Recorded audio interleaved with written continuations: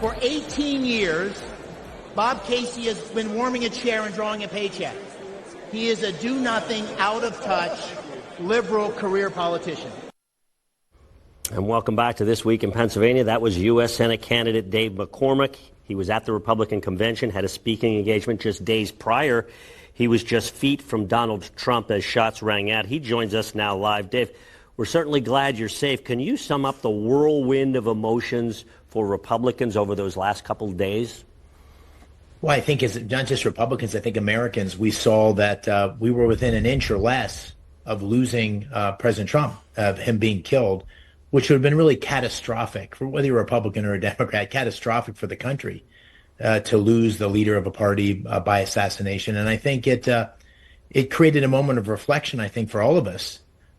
Certainly unity among Republicans in terms of the support for President Trump, but also a moment to reflect on the environment and the need to do two things at the same time: have real conflict and debate around ideas, policies, the future of America. I think Republicans, I think I have a very different vision for that than Senator Casey, and that the stakes are so high. So we got to be able to have that conflict, but we ought to be able to have that conflict at elections and have civil discourse and ensure that we don't have an environment of rhetoric, political rhetoric that's dehumanizing or encourages violence. And that's a statement across the board. That's for everybody involved in politics. And so I think that's what everybody's processing right now. And I think it's a powerful moment. And I hope one that leads to change in a positive direction. There's no post-convention polling yet, but prior to the convention, polls suggested you trail Casey by as many as 8, 4 to 8 was what I've seen. Are you expecting a bounce from this convention?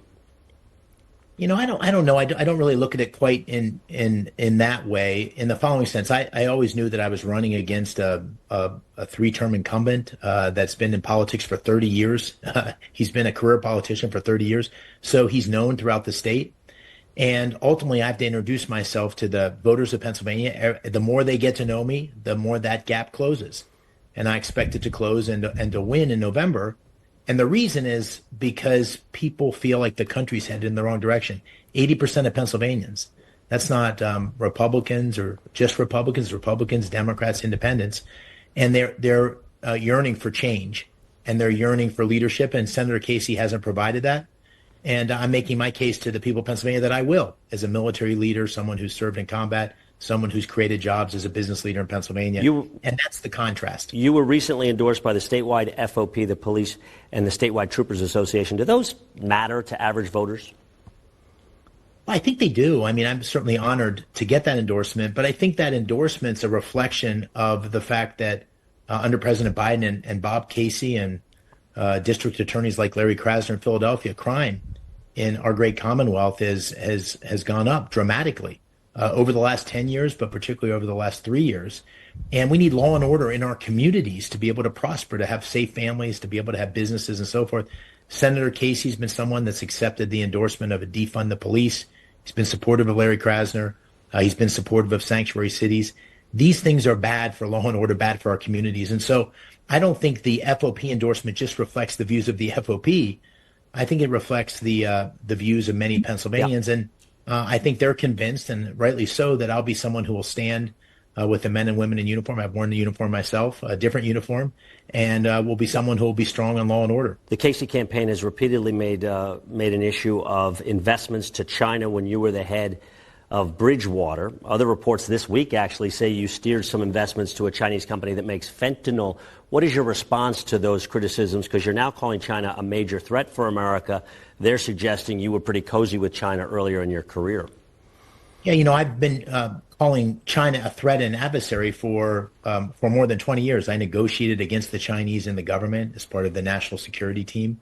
And I'm someone who's had a vision for where we should take our relationship with China. Senator Casey's been in Senate for 18 years and hasn't done anything in terms of the challenges coming from China. As the CEO of a large investment firm, we invested about 3% of our portfolio. It was a global firm, 3% of our portfolio in China. Most Americans have 30% of the products in their house manufactured in China. So I've laid out a vision for decoupling from China to make sure that we're not dependent on China for things like pharmaceuticals and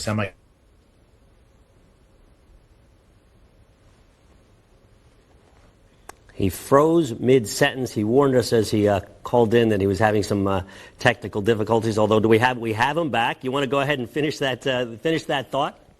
Well, I'm not sure where you lost me, but I was saying, so most Pennsylvanians have 30% of the products in their house from China. And so I've laid out a vision for decoupling from China, where we're not dependent on China for semiconductors. We're not dependent on China for pharmaceuticals. The Biden administration, Senator Casey's voted for this, has made us dependent on China for lithium batteries and solar panels and really distorted our economy because of that. So we need someone with understanding of business and national security to take our relationship with China in a new direction. I think I'm well qualified for that, and we'll make that case to the people of Pennsylvania. And lastly, we heard this week that you might support an increase in the minimum wage. Pennsylvania's at $7.25, which is the federal rate. Tell us about that. If you were a senator, you would support raising the minimum wage? Well, the point I was making is the minimum wage is not a living wage, and that doesn't work for people to be able to be able to afford having a reasonable life in Pennsylvania. And the reason for that is two things. Number one, inflation under Joe Biden has driven up prices by 20%. Bob Casey's voted for all the things that have led to that. And so if 60% of Pennsylvanians are working families and they're living paycheck to paycheck, this doesn't work. On top of that, the huge inflow of illegal migrants has driven down wages. So I'm for a set of policies that'll raise wages for everyone and make it possible for everyone to live the American dream. Pennsylvania is at the federal $7.25. I'm not someone who's a big fan of wage controls, but in this particular instance, I'd consider a whole range of policy alternatives to get wages up to where they're actually workable. Okay. For many families. Dave McCormick, it's been an eventful week for you. Thanks so much for being with us.